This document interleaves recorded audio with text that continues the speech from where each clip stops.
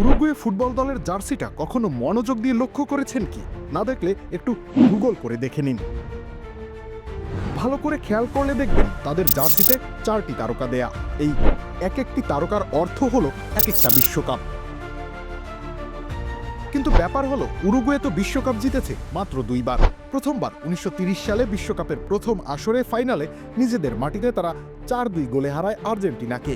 এরপর 1950 সালে খ্যাতনামা মারাকানা স্টেডিয়ামে ব্রাজিলকে হারিয়ে দ্বিতীয়বারের মতো চ্যাম্পিয়ন হয় লাতিন আমেরিকার দলটি।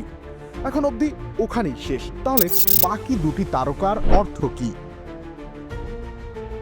অতিরিক্ত দুটি তারকার অর্থ হলো দুটি অলিম্পিক সোনা, যা উরুগুয়ে জিতেছিল 1924 ও 1928 সালে। তবে এই গল্পের এখানেই শেষ নয়।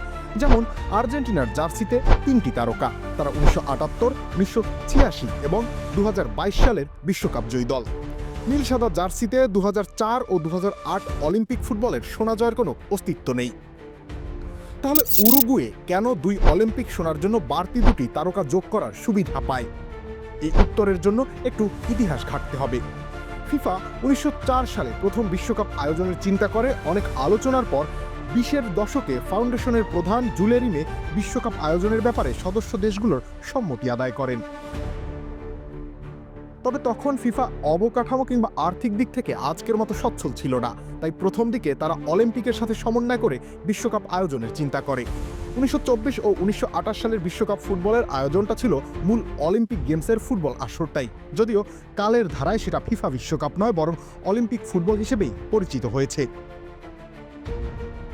ফিফা তাই ওই দুটি অলিম্পিক ফুটবলের সোনাজয়ী দলকে বিশ্বকাপজয়ী দল হিসেবে মানে। তাই উরুগুয়ে নিজেদের জার্সিতে বাড়তি দুটি তারকা যোগ করার সুবিধা পায়।